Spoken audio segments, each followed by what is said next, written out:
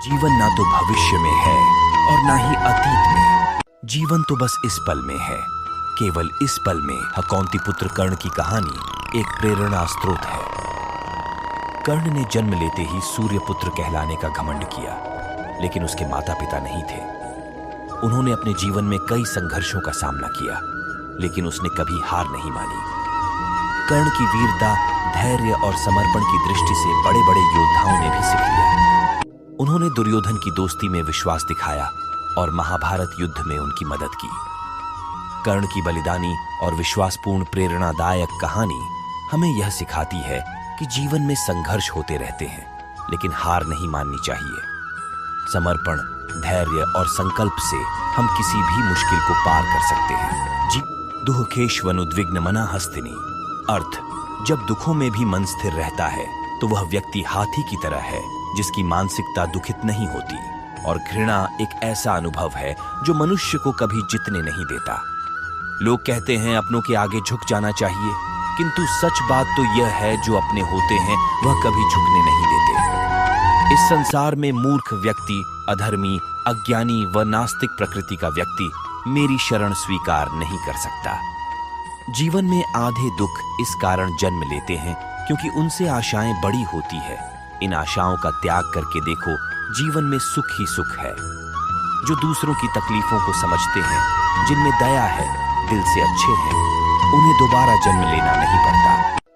यदि कोई व्यक्ति प्रेम से, भक्ति से पुष्प, फल, जल भी मुझ पर चढ़ा दे तो उसी भाव से उसे स्वीकार करता हूं, वह मेरा प्रिय भक्त होता है। जीवन में आधे दुख इस वजह से आते हैं क्योंकि हमने उनसे आशाएं रखी जिनसे हमें नहीं रखनी चाहिए थी। जीवन में समय चाहे जैसा भी हो, परिवार के साथ रहो। सुख हो तो बढ़ जाता है और दुख हो तो बट जाता है। इस ज्ञानी व्यक्ति को कर्म के प्रतिफल की अपेक्षा कर रहे अज्ञानी व्यक्ति के दिमाग को अस्थिर नहीं करना चाहिए। अपने जीवन में कभी भी न किसी को आनंद में वचन दे, न क्रोध में उत्तर दे और न ही दुख में कभी निर्णय ले। किसी और का काम पूर्णता से करने से कहीं अच्छा है कि अपना काम करे, भले ही उसे अपूर्णता से करना पड़े। मैं ही इस सृष्टि की रचना करता हूँ, मैं ही इसका पालन पोषण करता हूँ और मैं ही इस सृष्टि का विनाश करता हूँ। जब संसार में धर्म की हानि होगी, अधर्म की विजय, तब मैं इस पृथ्वी पर अवतार लूंगा। अमीर बनने के लिए एक एक क्षण संग्रह करना पड़ता है, किंतु अमर बनने के लिए एक एक कण बांटना पड़ता है। जिंदगी में सब कुछ खत्म होना जैसा कुछ भी नहीं होता। हमेशा एक नई शुरुआत हमारा इंतजार कर रही होती है। अहंकार करने पर इंसान की प्रतिष्ठा, वंश, वैभव तीनों ही समाप्त हो जाते हैं। जीवन में कभी भी किसी से अपनी तुलना मत कीजिए। आप जैसे हैं सर्वश्रेष्ठ हैं। बुरे कर्म करने नहीं पड़ते हो जाते हैं और अच्छे कर्म होते नहीं करने पड़ते। जो अपने मन पर नियंत्रण नहीं रखता वह स्वयं का शनय शनय शत्रु बनता जाता है। बुद्धिमान व्यक्ति को समाज कल्याण के लिए बिना आसक्ति के काम करना चाहिए।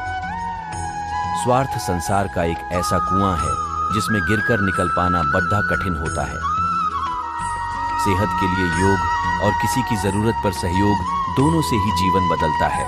आत्मज्ञान की तलवार से काटकर अपने हृदय से अज्ञान के संदेह को अलग कर दो। दुष्ट लोग अगर समझाने मात्र से समझ जाते तो यकीन मानो महाभारत कभी ना होता। अंतकाल में जो मनुष्य मेरा स्मरण करते हुए देह त्याग करता है वह मेरी शरण में आता है। इसीलिए मनुष्य को चाहिए कि अंतकाल में मेरा चिंतन करे। प्रहलाद जैसा विश्वास हो, भीलनी जैसी आस हो, द्रौपदी जैसी पुकार हो, मीरा जैसा इंतजार हो तो कृष्ण को आना ही पड़ता है। जब हम स्वयं जीवन के शिल्पकार हैं तो चलो हम अपनी मुश्किलें को हराते हैं, जीवन में मुस्कुराते हैं। जो मन को नियंत्रित नहीं करते उनके लिए वह शत्रु के समान कार्य करता है। आत्मज्ञान की तलवार से काटकर अपने हृदय से अज्ञान के संदेह को अलग कर दो। अनुशासित रहो, उठो। मान, अपमान, लाभ, हानि, खुश हो जाना या दुखी हो जाना, यह सब मन की शरारत है। एक समय की बात है, विशाल राज्य अयोध्या में राजा विक्रमादित्य शासन करते थे। उनकी प्रशासन कौशल और दानशीलता की कहानियां सभी जगह सुनी जाती थीं। एक दिन एक गरीब युवक उनके दरबार में आया और विक्रमादित्य राजा से आग्रह करने लगा कि उसे एक मौका दिलाने की कृपा करे। राजा ने युवक की कथा सुनने का आदर किया और उसे सुनने के लिए कहा। युवक ने बताया कि वह एक छोटे से गांव में पैदा हुआ था और वह अपने सपनों को पूरा करने के लिए अयोध्या आया था। वह शिक्षा प्राप्त करने के बाद अपने गांव लौटने का निश्चय किया था ताकि वह अपने साथियों की मदद कर सके। राजा विक्रमादित्य ने उसकी मेहनत और संघर्ष की प्रशंसा की और उसे एक विशेष सिक्का दिया जो उसके साथियों की मदद के लिए उपयोग किया जा सकता था। युवक ने उस सिक्के की मदद से अपने गांव वालों की समस्याओं का समाधान किया और उन्हें खुद की मेहनत और संघर्ष से बचाया। इस कहानी से हमें यह सीख मिलती है कि महत्वपूर्ण नहीं कि हम कितना बड़ा काम करते हैं, बल्कि यह महत्वपूर्ण है कि हम कैसे छोटे छोटे कामों में भी अपने साथियों की मदद कर सकते हैं और उनके जीवन में सकारात्मक परिवर्तन ला सकते हैं। मन की गतिविधियों, होश, श्वास और भावनाओं के माध्यम से भगवान की शक्ति सदा तुम्हारे साथ है और लगातार तुम्हें बस एक साधन की तरह प्रयोग कर सके सभी कार्य कर रही है। आत्मा न तो जन्म लेती है, न कभी मरती है और न ही इसे कभी जलाया जा सकता है, न ही पानी से गीला किया जा सकता है। आत्मा अमर और अविनाशी है।